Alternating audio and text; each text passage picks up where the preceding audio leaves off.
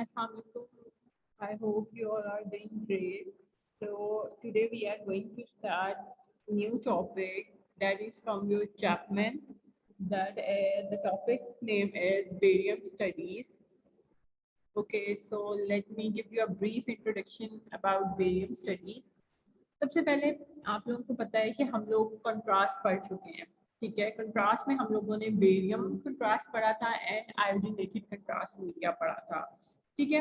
तो अब हमने बेसिकली जब पढ़ेंगे दोनों कंट्रास्ट की टाइप्स, तो उसमें हमने देखा था कि उसकी एप्लीकेशंस में कि वो कहाँ कहाँ यूज हो रहा था, ठीक है। तो वो कुछ इंपॉर्टेंट फ्लोरोस्कोपिक प्रोसीजर्स में यूज हो रहा था, ठीक है। जैसे मैंने नाम लिया था कि हिस्टेरोसल्फिंजियोग्राफी, आईडीपी, ये कुछ प्रोसीजर्स ऐसे थे, और भी बहुत सारे प्रोसीजर्स हैं, ठीक है, जिनमें कंट्रास्ट वगैरह या तो आयोडीनेटेड कंट्रास्ट मीडिया यूज हो रहा होता है या बेरियम कंट्रास्ट मीडिया यूज हो रहा होता है।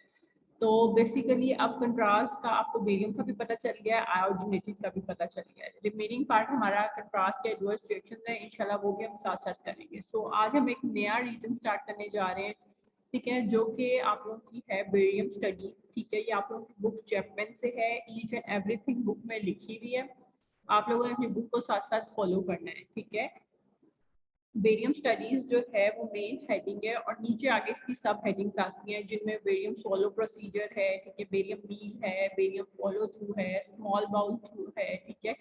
ये सारे बेसिकली हमने पढ़ने हैं। इसके अंदर हमने पेशेंट प्रिपरेशन देखनी है, ठीक है, इमेजिंग का प्रोसीजर देखना है, आफ्टर केयर देखनी है, complications, contrast, indications, Contra indication, ये सारी हेडिंग्स के साथ बकायदा आपकी बुक में दिया हुआ है, और एग्जाम में भी आपसे ऐसे ही पूछा जाता है, ठीक है। या तो पूरा क्वेश्चन आ जाता है 5 मार्क्स से, या सिर्फ इंडिकेशंस पूछ ले जाते हैं, कॉन्ट्रा इंडिकेशन, या सिर्फ पेशेंट प्रिपरेशन, ठीक है। इसलिए barium studies most important topic है, ठीक है। तो आप लोगों को ये फिंगर टिप्स पे इसकी इंडिकेशन और कॉन्ट्रा इंडिकेशंस तो आनी चाहिए, ठीक है। और दूसरी बात, बुक में बहुत एक्सटेंसिवली प्रोसीजर्स को एक्सप्लेन किया गया है, ठीक है। तो अक्सर बच्चों से नहीं हो पाता, ठीक है, इतना डिटेल। तो उसके लिए जो मैंने स्लाइड बनाई हुई आप लोग उसको भी फॉलो कर सकते हो। जरूरी नहीं है कि बुक वाला प्रोसीजर को ही रट्टा मारना है, ठीक है। अगर आप लोग बुक वाला पढ़ के, अगर वो वहाँ पे 20 लाइनें फॉर इंस्टेंस लिखी हैं और आप लोगों ने उसको पढ़ लिया है और पढ़ के आपको समझ आ गया, तो आप उसको 5 लाइनों में भी एक्सप्लेन कर सकते हो अपने वर्ड्स में, ठीक है। जरूरी नहीं है कि वही बुक वाली 20 लाइनें आप लोगों ने लिखनी है, ठीक है। तो अब मैं आप लोगों को बताऊंगी कि बेरियम स्टडीज करते क्यों हैं, इसके आगे फिर कौन कौन से आगे सब हेडिंग में प्रोसीजर्स आते हैं, ठीक है। बेरियम स्टडीज में बेसिकली सबसे पहले जो हम पढ़ेंगे वो बेरियम सोलो होता है। बेसिकली ये फ्लोरोस्कोपिक स्टडी होती है, ठीक है। अच्छा, अब फ्लोरोस्कोपी और एक्सरे में क्या डिफरेंस होता है ये भी आप लोगों को पता होना चाहिए। एक्सरे, ठीक है, वो क्या है, स्टैटिक इमेज है, ठीक है। जिस पोजीशन में आपने पेशेंट को खड़ा किया है उसी में जाके आप उसको फौरन जाके एक्सपोजर दोगे और उसी व्यू में उसका एक्सरे आ जाएगा। जैसे फॉर एग्जांपल आपने हैंड का एक्सरे करना है, आपने एपी पोजीशन रखी है हैंड की, तो वो एपी पोजीशन में ही आएगा, नहीं वो लेटरल में आ सकता, ना ही वो पीए में आ सकता है, ठीक है। तो ये स्टैटिक इमेज है as comparison to fluoroscopy. Fluoroscopy क्या है कि वो बेसिकली आपके पास डायनेमिक है, ठीक है। डायनेमिक इन द सेंस कि आप कह सकते हो मूविंग स्ट्रक्चर्स उसमें शो हो रहे होते हैं, जैसे आपकी गट वॉल है, ठीक है, उसकी जो मूवमेंट है वो आपको फ्लोरोस्कोपी में शो हो रही होती है, ठीक है। या कोई भी पैथोलॉजी है जिसको हमने देखना होता है, ठीक है, वो, हाँ, जैसे आपकी फेरिंक्सियल पैथोलॉजी है, एसोफेगस में है, स्टमक के किसी पार्ट में है, अपने गट वॉल को देखना है, ठीक है, आपकी इंटेस्टाइनल वॉल को देखना है, ठीक है, उन सबको देखने के लिए भी हम बेरियम स्टडीज करते हैं, ठीक है।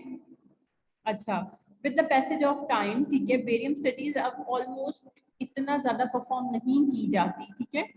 क्यों नहीं की जाती? क्योंकि ये जब रेडियोलॉजी आज से आप लगा लो कोई 20-15 साल पहले, ठीक है, तो तब ये स्टडीज ज्यादा परफॉर्म की जाती थी, क्योंकि तब तक एडवांस मोडेलिटीज नहीं आई थी। अब क्योंकि एडवांस मोडेलिटीज आ चुकी हैं, जैसे सीटी है, एमआरआई है, सीटी कोलोनोस्कोपी किया जाता है, एंडोस्कोपिक प्रोसीजर्स किए जाते हैं, इसकी वजह से अब बेरियम स्टडीज ऑलमोस्ट ऑब्सोलीट हो चुकी है। फिर भी कुछ ऐसे जो ऑर्गेनाइजेशन है, ठीक है, जो कि मीडियोकर लेवल पे हैं, जैसे कोई ट्रस्ट हॉस्पिटल्स हैं जहाँ पे अभी भी मतलब बड़ी मोडेलिटीज नहीं लगी, एडवांस टेक्नोलॉजी नहीं है, वहाँ पे अभी भी ये प्रोसीजर्स परफॉर्म किए जाते हैं, ठीक है। लेकिन वक्त के साथ साथ ये जो है इस रेडियोलॉजी को, बेरियम रेडियोलॉजी को जिस चीज ने एब्सोल्यूट कर दिया है, ठीक है, ऑब्सोलीट कर दिया, वो बेसिकली एंडोस्कोपिक प्रोसीजर्स हैं और बहुत सारे इमेजिंग टेस्ट होते हैं जिसको मैनोमेट्री कहते हैं, 24 hour oesophageal pH monitoring test होते हैं और बहुत सारे डायग्नोस्टिक प्रोसीजर्स होते हैं। बेसिकली हमने अपने एसोफेगस को देखने के लिए, स्टमक को देखने के लिए, या अगर कोई पेशेंट डिस्फेजिया के साथ आ रहा है, रिफ्लक्स के सिम्टम्स के साथ आ रहा है, ठीक है, तो अब हम उन सिम्टम्स के लिए अब हम सीटी को प्रेफरेंस देते हैं, एमआरआई को, depending on patients condition and symptom देखते हुए, ठीक है। तो अब हम लोग मतलब इतना ज्यादा नहीं करते, ठीक है। पहले जमाने में, आज से आप लाइक 15-20 साल पहले लगा लो, ठीक है, या अभी भी उन हॉस्पिटल्स में जहाँ पे एडवांस अभी टेक्निक्स नहीं यूज हो रही, तो वहाँ पे ये होता था कि जैसे कोलोन कैंसर वगैरह के लिए या कोलोन की कोई पैथोलॉजी है, ठीक है, लोअर एसोफेगस में कोई भी प्रॉब्लम आ रही है, तो उसके लिए हम लोग ना क्या परफॉर्म करते थे, हम लोग बेरियम स्टडीज करते थे। बेरियम स्टडीज में बेरियम स्मॉल बाउल एनीमा भी हो सकता था, बेरियम फॉलो थ्रू भी हो सकता था, लेकिन अब उस चीज को सिटी कोलोनोग्राफी ने रिप्लेस कर दिया है, ठीक है। तो वक्त के साथ साथ ऑब्वियसली हमारी रेडियोलॉजी की फील्ड में एडवांसमेंट्स आती रहती हैं, ठीक है। तो अब बेरियम स्टडीज बहुत कम की जाती हैं और सिर्फ उन ट्रस्ट और ऑर्गेनाइजेशन में ज्यादातर परफॉर्म की जाती है जहाँ पे अब आपके पास बड़ी मशीन मौजूद नहीं है, ठीक है। अच्छा, बेरियम बेसिकली आपको पता है कि कंट्रास्ट है, मैं बता चुकी हूँ, ठीक है। हम बॉडी में देते हैं तो बेसिकली वो एरियाज हाईलाइट करता जाता है और वहां पे जाके पीक अपनी ब्राइटनेस दे देता है जहाँ पे कोई पैथोलॉजी होती है, ठीक है। अच्छा, हमारे डॉक्टर्स आजकल भी अगर कभी बेरियम स्टडीज परफॉर्म करनी पड़ जाए इन केस, तो हमारे डॉक्टर्स इसको बहुत से अदर डायग्नोस्टिक इमेजिंग टेस्ट होते हैं ना उनके साथ रिकमेंड करके कहता है कि आप कोई बेरियम टेस्ट भी करा लो, ठीक है। तो बेसिकली बेरियम स्टडीज या बेरियम स्टडी में सबसे पहले हमने जब बेरियम फॉलो पढ़ना है उसमें बेसिकली कि हमारा रेडियोलॉजिस्ट जो होता है ना वो क्या देखता है कि हमारे जो फेरिंग्स है, ठीक है, या हमारा इसोफेगस है, ठीक है, उसकी साइज को देख लेता है, उसकी शेप को देख लेता है, ठीक है, क्योंकि बेरियम स्वॉलो नाम इंडिकेट कर रहा है कि पेशेंट को बेरियम स्वॉलो कराया जाता है, ठीक है, उसको पिलाया जाता है, ठीक है। जैसे हम उसको पिलाते हैं फिर हम उसको थोड़ी देर वेट करने के लिए कहते हैं ताकि वो जो कंट्रास्ट हमने उसको पिलाया है, ठीक है, उसको अपना टाइम ले, वो पूरा उस स्पेसिफिक रीजन या एरिया ऑफ इंटरेस्ट तक पहुंचने के लिए जिसको हमने इंटरप्रेट करना है, ठीक है। और अगर आप कोई बच्चा ऑब्वियसली क्वेश्चन करे कि ये चीज हमें स्टैंडर्ड एक्सरे पे नजर नहीं आ सकती, नहीं, आप गट को, गट बॉल की मूवमेंट को या इस तरह पैथोलॉजी को normal chest x ray, normal x ray पे नहीं देख सकते, सॉरी, नॉर्मल एक्सरे पे नहीं देख सकते, ठीक है।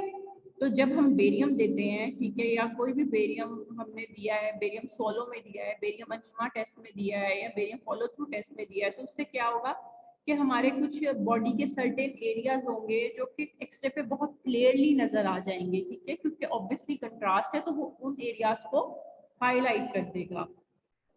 अच्छा, अब हमने सबसे पहले क्या करना है, अब हम ये आपके सामने एक इमेज दी गई है, ये बेसिकली नॉर्मल बेरियम स्वॉलो की, आज हम बेरियम स्वॉलो ही पढ़ेंगे, ठीक है।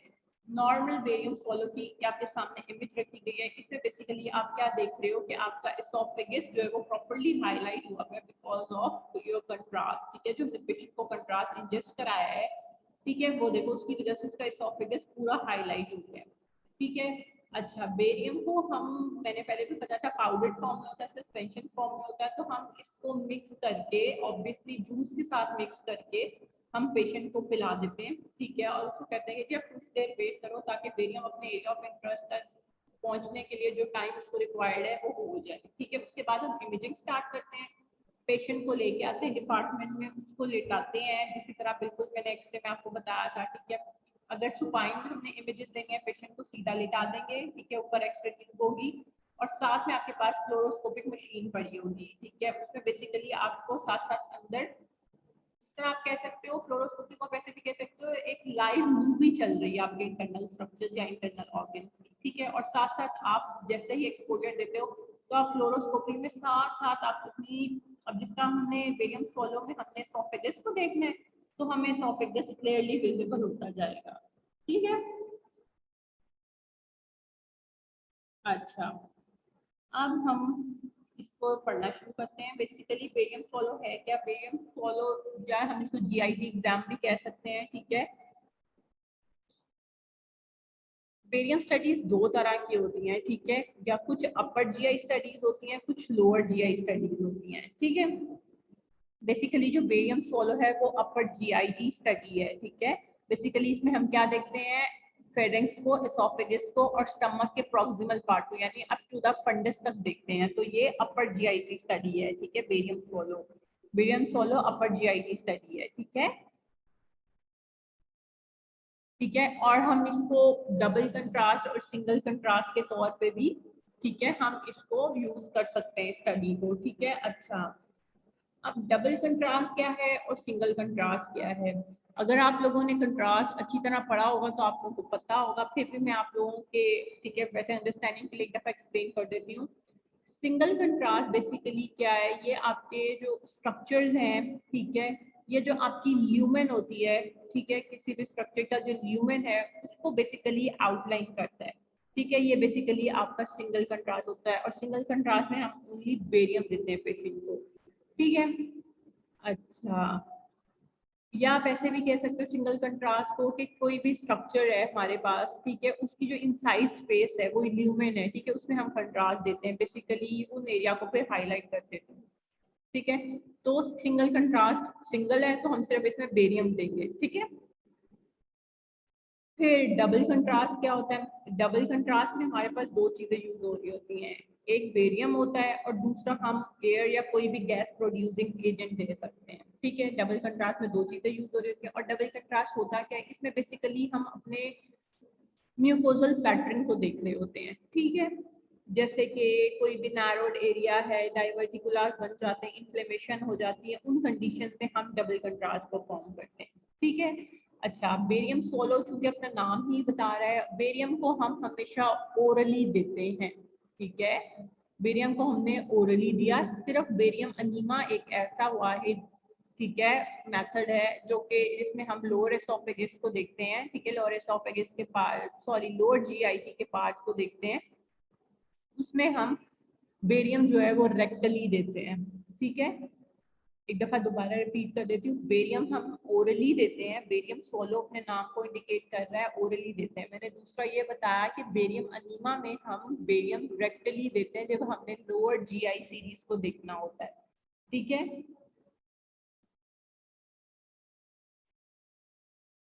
ओके, तो कुछ इंडिकेशंस हैं बेरियम सोलो प्रोसीजर की, जैसे डिस्पेजिया है। डिस्पेजिया क्या होता है? डिफिकल्टी इन सोलोइंग, ठीक है, उसको डिस्पेजिया कहते हैं। एपिगैस्ट्रिक या एब्डोमिनल पेन की कंप्लेन के साथ आपके पास पेशेंट आ सकता है, हो सकता है वो बता रहा है कि जी अनएक्सप्लेन वॉमिटिंग हो रही है, उसकी बाउल मूवमेंट चेंज हो रहे हैं, ठीक है। Anaemia, assessment of trachoesophageal fistula, assessment of site of perforation, assessment of hiatal hernia या inability to pass endoscope during upper GI endoscopy, ये सारी वो इंडिकेशंस हैं जो आपके बुक में भी दी हुई हैं, ठीक है। अच्छा, फिस्टुला क्या होता है? एक एबनॉर्मल कलेक्शन, एबनॉर्मल कनेक्शन होता है बिटवीन टू बॉडी स्ट्रक्चर्स, ठीक है। परफोरेशन बेसिकली क्या होता है? होल आप कह सकते हो, ठीक है, इन जो गट वॉल, ठीक है, ये आपकी परफोरेशन है, ठीक है।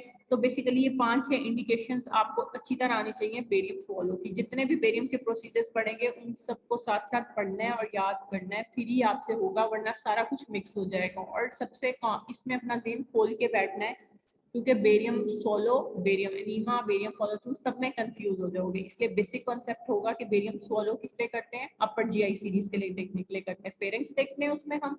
और अब हम स्टमक का प्रॉक्सिमल पार्ट देखते हैं up to the fundus of the stomach तक, ठीक है। अच्छा, फिर कॉन्ट्राइंडिकेशंस में आ जाता है कि हम water soluble contrast agent use करेंगे इंस्टेड ऑफ बेरियम अगर हमारे पास परफोरेशन है, या हमें हो सकता है कि ऑपरेशन के बाद लीकेज का खतरा हो सकता है। ये जब मैंने कंट्रास्ट पढ़ाया था तब भी मैंने बताया था उसकी इंडिकेशन और कॉन्ट्रा इंडिकेशन। अच्छा, फिर ही कुछ आप लोगों की अंडरस्टैंडिंग के लिए और आप लोगों के नॉलेज में इजाफे के लिए मैंने चीज़ बताई है कि अगर आप कम high osmolar contrast media use कर रहे हो तो भी हो सकता है कि पेशेंट को पल्मोनरी एडिमा हो सकता है या खुदा ना खास्ता उसकी डेथ भी हो सकती है। तो रिस्क वर्सेस बेनिफिट की रेशियो पे आप हमेशा पेशेंट को कंट्रास्ट देते हो, ठीक है। तो अगर पेशेंट को आपको लग रहा है कि ऐसा कोई खतरा हो सकता है, ऑब्वियसली उसके साइन एंड सिम्टम्स शो होने लग जाएंगे, ठीक है, या एस्पायरेशन का खतरा हो सकता है, तो आपने उस कंडीशन में लोकम दे देना है, लो ओस्मोलर कंट्रास्ट मीडिया, ठीक है, जिस जैसे कि ओमनी पैक है, ठीक है। एस्पिरे ये high osmolar contrast media Gastrografin था, ठीक है। लेकिन मैंने आपको बताया था कि हम ज्यादातर होकम ही आजकल यूज करते हैं, लोकम हमारे पास बहुत रेयरली यूज किया जाता है बिकॉज ऑफ इट्स कॉस्ट, ठीक है। लेकिन जो बहुत बड़ी बड़ी इंटरनेशनल ऑर्गेनाइजेशन या जो बड़े बड़े हॉस्पिटल्स हैं हमारे पास, वो लोकम या आयोकम भी यूज करते हैं, यानी लो ओस्मोलर कंट्रास्ट मीडिया भी यूज कर रहे होते हैं या आइसोस्मोलर भी कंट्रास्ट मीडिया यूज कर रहे होते हैं, क्योंकि high osmolar contrast media obviously उसकी ऑस्मोलैरिटी ज्यादा है, ठीक है, तो उसमें हमारे पास जो रिस्क फैक्टर है वो भी इंक्रीज हो सकता है, इसलिए हम या तो लोकम यूज करते हैं या तो फिर आयोकम यूज करेंगे। आयोकम मींस आइसोस्मोलर कंट्रास्ट मीडिया, जिसकी ओस्मोलैरिटी इक्वल होगी टू द ब्लड प्लाज्मा, ठीक है। अच्छा, फिर सबसे इंपॉर्टेंट चीज जो बेरियम प्रोसीजर्स में आती है वो हमारे पास होती है पेशेंट प्रिपरेशन। पेशेंट प्रिपरेशन हमारे लिए बहुत जरूरी है। ऑब्वियसली हमने पेशेंट को बेरियम पिलाना है तो हमने इस चीज को मेक श्योर करना है पेशेंट की हिस्ट्री लेते हुए कि जी वो नील पर ओरल हो, एनपीओ स्टैंड फॉर नील पर ओरल हो, ठीक है। यानी इसका मतलब ये है कि जब हम वो आपके पास 2 दिन पहले एग्जाम के लिए आएगा, जब आप उसको रिकमेंड करोगे तो मेक श्योर करो कि आप पेशेंट से पूछो कि भाई आप जो है आपने खाना तो कुछ नहीं खाया हुआ, ठीक है, 4-6 घंटे से नाश्ता तो नहीं किया हुआ, कोई ऐसी चीज तो नहीं खाई हुई, या कुछ प्रोसीजर ऐसे भी हैं जिसमें आपको ओवरनाइट फास्टिंग की भी जरूरत होती है। हम उसको नील पर ओरल लेने का इसलिए कहते हैं ताकि खुदा ना खास्ता जब हम पेशेंट को कंट्रास्ट दे रहे हैं तो हो सकता है कि उसके जो गैस्ट्रिक कंटेंट्स हैं, ठीक है, वो जो है, ठीक है, उनका बैक फ्लो हो जाए, जिसको हम रिफ्लक्स भी कह सकते हैं, ठीक है, या जिसको हम ये कह सकते हैं उसको खुदा ना खास्ता चोकिंग हो सकती है, या उसके गैस्ट्रिक कंटेंट जो है लंग्स में जा सकता है, जिसकी वजह से एस्पिरेशन निमोनिया भी हो सकता है, या उसके भी सिम्टम्स आ सकते हैं, एस्पिरेशन चोकिंग का खतरा होगा, एस्पिरेशन का। और एग्जामिनर आपसे क्वेश्चन पूछता है कि बेरियम स्टडीज में हम पेशेंट को एनपीओ क्यों रखते हैं, और वो उसका जवाब ये होगा कि हम इसलिए रखते हैं ताकि पेशेंट को चोकिंग ना हो, एस्पिरेशन का खतरा ना हो, ठीक है। फिर हम उसको कहेंगे कि जी आपने स्मोकिंग नहीं करनी, कोई च्युइंगम नहीं लेनी, ठीक है, क्योंकि स्मोकिंग से आपके पास जो ओरल कैविटी और आपके फेरिंक्स है इसकी जो सिक्रीशन है, गैस्ट्रिक सिक्रीशन है, वो इंक्रीज हो जाती है, ठीक है। तो हमें इंक्रीज सिक्रीशन नहीं चाहिए, ठीक है। पेशेंट नॉजेटिक हो सकता है, उसकी वजह से उसको वॉमिटिंग हो सकती है, ठीक है, उसका प्रोसीजर फिर उस कंडीशन में हम परफॉर्म नहीं कर सकेंगे, ठीक है। आपने मसल रिलैक्सेंस दे देने हैं before the procedure if patient is uncomfortable और वो बता रहा है कि हो सकता है उसको दर्द हो, ठीक है। तो इन केस अगर पेशेंट बहुत ज्यादा अनकोऑपरेटिव है और नहीं मान रहा तो कि जी मुझे दर्द होगा, ऑब्वियसली पेशेंट काउंसलिंग भी आप लोगों ने करनी होती है, तो आप उसको इस केस में मसल रिलैक्सेंस दे दो। तो आपकी बुक में डिफरेंट नेम्स लिखे हुए हैं, जिसमें बस्कोपैन है, ठीक है, वो आप दे दोगे, वो मसल रिलैक्सेंस है, ठीक है। बहुत सारे बेरियम के आगे जो प्रोसीजर पढ़ेंगे उसमें हम लेक्सेटिव्स भी देते हैं, जैसे मेक्लोप्रामाइड है या पिकोलेक्स है, ठीक है। ये बेसिकली लेक्सेटिव्स आपकी बाउल को क्लियर करने के लिए देते हैं ताकि आपकी इमेजिंग के साथ इंटरफेयर ना करे बाउल, ठीक है। जब हम इंटेस्टाइन के लिए हम बेरियम फॉलो थ्रू पढ़ेंगे, ठीक है, तो उस कंडीशन में हम क्या करते हैं कि हम लेक्सेटिव्स भी दे देते हैं पेशेंट्स को, ठीक है। आपकी बुक में सारा कुछ लिखा हुआ है, लेकिन अगर आपको बुक से नहीं समझ आता तो आप मेरी स्लाइड से ही करोगे, ठीक है, क्योंकि बुक में आपके जो प्रोसीजर है वो बहुत एक्सटेंसिव लिखे हुए हैं और अक्सर बच्चे, ऑब्वियसली हर बच्चा कैलिबर एक जैसा नहीं होता, तो अक्सर बच्चों को चीज समझ नहीं आती, इसलिए आप लोगों के लिए स्लाइड्स में बहुत ज्यादा सिंप्लीफाई करके लिखा गया है, तो आप लोग मेरी स्लाइड्स फॉलो कर सकते हो विदाउट एनी डाउट।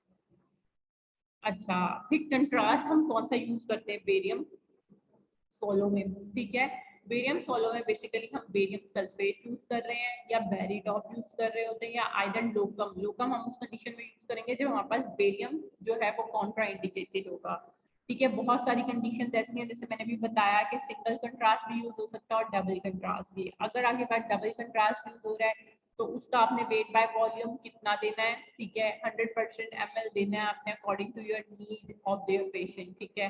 फिर वही बात है कि आपने वाटर सॉल्युबल कंट्रास्ट एजेंट देना है इन केस ऑफ परफोरेशन, ठीक है। परफोरेशन है, लीकेज हो सकती है बेरियम की, ये कॉम्प्लिकेशन है, इसलिए आप बेरियम नहीं दोगे, आप गैस्ट्रोग्राफिन दे सकते हो। लेकिन अगर फिर भी आपको पेशेंट की कंडीशन वर्सन होती हुई नजर आ रही है, हो सकता है उसको एडिमा खतरा हो या उसकी कंडीशन वर्स हो रही है, तो उस कंडीशन में आप गेस्ट्रोग्राफिक भी नहीं दोगे क्योंकि वो हाई ओस्मोलर कंट्रास्ट मीडिया है। फिर आप लोकम की तरफ जाओगे जो ओमनीटाक है, ठीक है। अच्छा, एक बात, ये आपकी क्वांटिटीज हो सकता है बुक में मेरी स्लाइड से जो है वो डिफर कर रही हो, ठीक है, बिकॉज आप लोगों के जो एडिशन है उनका फर्क आ सकता है, तो जो आप लोगों की बुक में रिकमेंडेड है आप लोगों ने उसी को करना है। ये बेसिकली एक प्रोसीजर की इमेज दिखाई गई है बेरियम के, कि बेरियम ऐसे परफॉर्म किया जाता है, ठीक है। ये देखो पेशेंट खड़ा हुआ है एक्सरे टेबल के ऊपर, ठीक है, और ये पेशेंट को आपने दिखाया हुआ है, ठीक है, कि पेशेंट खड़ा हुआ है और वो देखो उसका हाथ ऊपर है, इसका मतलब वो साथ साथ कंट्रास्ट पी भी रहा है, ठीक है। और वो देखो यहाँ पे, लुक एट हियर, जहाँ पे एरो है, ये बेसिकली फ्लोरोस्कोपिक मॉनिटर है, जहाँ पे जैसे जैसे वो कंट्रास्ट पी रहा है वैसे वैसे वैसे उसे हमें उसकी जो फेरिंग्स है या एसोफेगस है, वो ट्यूब जो है, एसोफेजियल ट्यूब जो है, ठीक है, वो हमें क्लियरली विजिबल होती दिखाई दे रही है। ये एक्सरे मशीन है, इधर से वो एक्सपोजर देगा, ठीक है। अच्छा, एक चीज अब आप लोगों ने ध्यान रखना है कि ये चीज जो है, ठीक है, ये पेशेंट खड़ा हुआ है, लेकिन बहुत सारी कंडीशन में ऐसा भी होता है, ठीक है, कि पेशेंट लेटा हुआ होता है सुपाइन पोजीशन में, ठीक है। अगर मैं इमेज को थोड़ा सा टिल्ट कर दूंगी राइट साइड पे, तो आपको ऐसा शो होगा कि पेशेंट काउच पे लेटा हुआ है या एक्सरे टेबल पे लेटा हुआ है, ठीक है। मैं आप लोगों को एक दफा बता भी देती हूँ, ये देखो ऐसे। तो ये इमेजिन करो ये एक्सरे टेबल है सॉरी, और इसमें पेशेंट लेटा हुआ है, ये ऊपर उसके एक्सरे मशीन है और यहाँ पे फ्लोरोस्कोपिक मॉनिटर है, ठीक है। ये डिपेंड करता है डिफरेंट डिपार्टमेंट्स जो हॉस्पिटल्स के होते हैं, कि कोई लोग सुपाइन पोजीशन में करा देते हैं, इरेक्ट में करा देते हैं, ठीक है। तो वो पोजीशन आपकी डिपेंड करता है टेक्नोलॉजीज पे। फिर आती है टेक्निक, टेक्निक कैसे परफॉर्म करनी है, वही जैसे मैंने अभी बताया। फर्स्टली आपने पेशेंट को इरेक्ट पोजीशन में खड़ा करना है, लाइक सीधा खड़ा करना है, ठीक है। उसके बाद आपने right anterior oblique position, RAO stand for right anterior oblique position. इसीलिए जब मैंने आपको स्टार्टिंग में पोजीशनिंग टर्मिनोलॉजी कराई थी, तब मैंने आप लोगों को बताया था कि जनरल रेडियोलॉजी में पोजीशनिंग टर्मिनोलॉजी बहुत इंपॉर्टेंट होती है। तो प्लीज आप लोगों को ये RAO LAO ये आगे ना एब्रीवेटेड फॉर्म्स में ही आएंगे, और इनकी फुल फॉर्म आप लोगों ने ही याद करनी है, इसलिए आगे मूव करने से पहले एक दफा सारी टर्मिनोलॉजीज देख लेना कि राइट एंटीरियर ऑब्लिक कौन सी पोजीशन है, LPO कौन सी है, PO कौन सी है, ठीक है। फिर आपने क्या करना है, राइट एंटीरियर ऑब्लिक पोजीशन में पेशेंट को लेटाना है ताकि एसोफेगस जो है वो क्लियर हो सके। फिर आपने क्या करना है, बेरियम स्वॉलो कराना है पेशेंट को, ठीक है। फिर आपने स्पॉट्स फिल्म लेना शुरू कर देनी है अपर एंड लोअर एब्डोमेन की, ठीक है। अच्छा, फिर एसोफेजियल वेरिसेस जो हैं वो आपके पास प्रोन RPO पोजीशन में नजर आएंगे, या तो प्रोन में नजर आएंगे यानी पेशेंट उल्टा लेटा हुआ है, ठीक है, उल्टा लेटा इन अ सेंस के patient facing down to the bucky, ठीक है। सीधा ऑब्वियसली हम सीधा लेटे हुए हैं, और प्रोन का मतलब होता है उल्टा लेटना, ठीक है। आपको उल्टा की समझ आ ही जाएगी, नहीं आ रही तो इसलिए पोजीशन एक दफा देख लें, ठीक है। राइट पोस्टीरियर ऑब्लिक पोजीशन, ठीक है, ये सारी पोजीशनिंग मैंने आप लोगों को पहले दिखाई भी है, आप लोगों की स्लाइड्स में भी है, वरना बुक में भी बनी हुई है, वहां से भी देख सकते हो, फिर ठीक है। ये आपको एमसीक्यूज में आ सकता है कि एसोफेजियल वेराइसिस कौन सी पोजीशन में कौन से प्रोसीजर में नजर आती है, तो एसोफेजियल वेराइसिस बेरियम सोलो में नजर आती है, प्रोन RPO पोजीशन में नजर आती है। एसोफेजियल वेराइसिस होता क्या है, बेसिकली ये एक एबनॉर्मल कंडीशन होती है जो कि उन पेशेंट्स में डेवलप हो जाती है जिनको सिवियर लिवर डिजीज होती है, ठीक है। इसमें बेसिकली क्या होता है कि आपकी वेन्स जो है ना वो एनलार्ज कर जाती हैं आपके एसोफेगस में, ठीक है। आपके एसोफेगस की जो वेन्स है ना वो एनलार्ज कर जाती हैं, ठीक है, उन पेशेंट में जिनको सीरियस लिवर डिजीजेज होती हैं। और वो एनलार्ज क्यों कर जाती हैं कि जब आपका जो नॉर्मल ब्लड फ्लो है, ठीक है, वो लिवर तक नहीं पहुंच रहा और वो ब्लॉक हो गया है, ठीक है। और वो ब्लॉकेज किसी भी वजह से हो सकती है, आइदर कोई क्लॉटिंग हो सकती है, ठीक है, या स्कारिंग हो सकती है लिवर टिश्यू की, और स्कारिंग ऑफ लिवर टिश्यूज को हम फाइब्रोसिस का नाम भी देते हैं, ठीक है। अच्छा जी, अगर रैपिड सीरियल रेडियोग्राफी देखना है उसके लिए आपको राइट एंटीरियर ऑब्लिक और PA पोजीशन दी हुई है, ठीक है। अगर आपने रिफ्लक्स देखना है, ठीक है, तो आपने LPO पोजीशन करनी है, ठीक है। और इसमें आप पेशेंट को एकदम ही कंट्रास्ट नहीं कहोगे कि जी मुंह लगा के कंट्रास्ट नहीं है, ऑब्वियसली रिफ्लक्स हो सकता है। ठीक है, रिफ्लक्स का मतलब ये है गैस्ट्रिक कंटेंट्स आपके स्टमक से दोबारा आपके माउथ में आ सकती हैं। ठीक है, तो उसकी वजह से आपको बर्निंग सेंसेशन भी फील होती है। ठीक है, अक्सर कभी ऐसा होता होगा खाना खाते हुए, तो उसमें आपने क्या करना है, आपने मेक श्योर करना है कि पेशेंट को आप जब बेरियम पिलाओ तो वो स्ट्रॉ के थ्रू पिलाओ। ठीक है। अच्छा, जब बेरियम हम पढ़ेंगे ना, इसके साथ साथ जो इसकी मैं एक्सरे इमेजेस दिखाऊंगी ना, वो भी आप लोगों को साथ साथ अच्छी तरह पता होनी चाहिए, क्योंकि आपका जो एग्जामिनर होता है ना, वो आपके सामने कोई भी इमेज रख देता है। ठीक है, और वो कहता है कि जी ये बताओ आपने इमेजेस देखी या नहीं देखी। जब आप लोग रेडियोलॉजी डिपार्टमेंट में जाओगे ऑब्वियसली क्लिनिकल रोटेशन के लिए, तब की तब देखी जाएगी, लेकिन साथ साथ आपको जो मैं इमेजेस दिखाऊंगी आप लोगों ने वो अच्छी तरह उसको देख के अपने जेहन में बिठाना है।